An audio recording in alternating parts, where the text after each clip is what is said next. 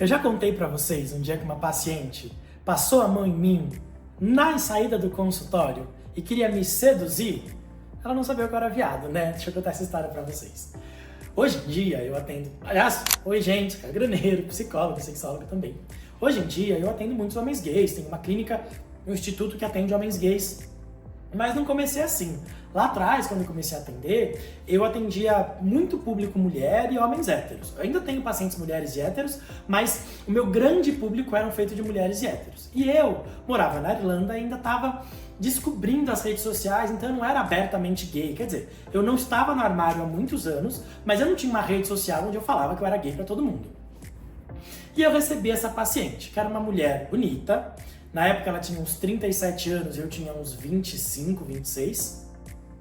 E a grande crise dela é que ela não conseguia se vincular a ninguém. Ela não conseguia ter um namorado, ter um parceiro. O marido dela havia morrido e ela se sentia muito sozinha e não tinha ninguém. Bom, até aí, né? Puxa, uma pessoa sozinha, não tem ninguém, vou ajudar ela e tal. Só que eu fui me dando conta de que havia um motivo pelo qual aquela mulher era tão sozinha. E isso ficou claro no dia que aconteceu, que eu vou contar pra vocês. Ela chegou no consultório, eu abri a porta, oi, tudo bem? Ela me abraçou, muito forte, me deu uma cheirada, me soltou e fez: ah, que vontade de se esfregar em um homem cheiroso. Na época eu ainda não tinha a experiência que eu tenho hoje, senão eu teria dito pra ela: já se esfregou, né? E a gente teria falado sobre isso. Eu só fiquei constrangido e deixei passar. Falamos da sessão inteira sobre essa questão, de como ela era sozinha, de como ela não tinha ninguém, blá blá blá. E no final da sessão, a gente se levantou e na época eu tava com o cabelo bem comprido. Meu cabelo tava tipo até aqui, assim. Pouco menos, talvez.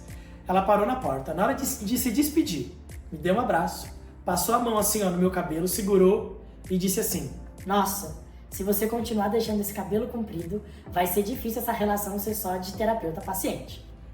E foi embora. Eu fiquei em choque com aquilo. Imagina, ela tinha passado a mão em mim assim, ó, super sensualmente falando, e foi embora. E eu não sabia nem o que fazer com aquilo. Como eu disse, eu ainda era bastante inexperiente.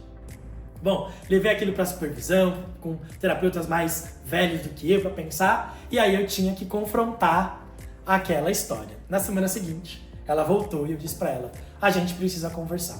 O que eu me dei conta? Eu me dei conta que ela ficava muito sozinha porque ela acreditava que ela não tinha grande valor, que ela própria não tinha valor. Então, ela sempre oferecia o sexo ou a sedução como uma moeda de troca.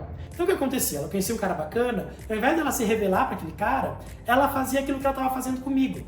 Ao invés dela deixar eu cuidar dela por quem ela era, porque ela era uma pessoa legal, ela queria me seduzir, porque ela acreditava que me seduzindo, ela garantiria alguma coisa.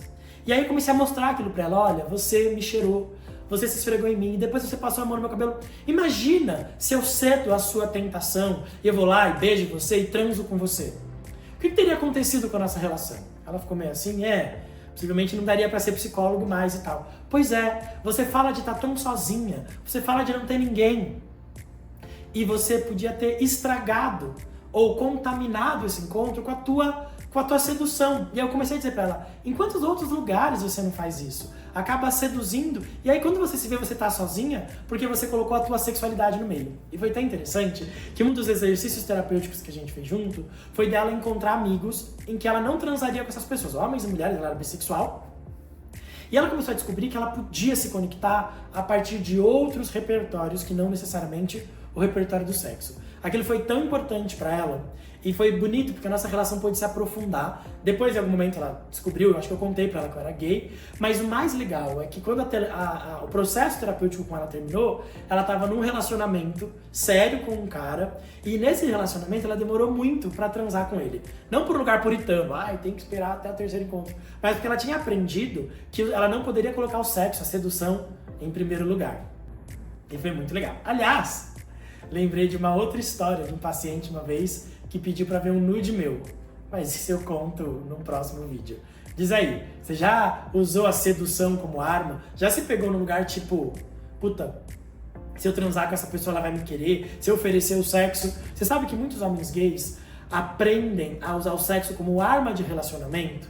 Eles só tem amigos com gente que ele transou, e isso pode estar ligado a isso, a uma experiência de que você não tem valor de verdade, de que se você precisa transar, você precisa oferecer o seu corpo para alguém gostar de você. Inclusive, se vendo esse vídeo você pensa: puta, tô precisando ir pra terapia. Meus relacionamentos passam sempre por esse lugar sexual. Manda eu quero aqui embaixo que eu te digo um terapeuta, tá bom? Então tá bom.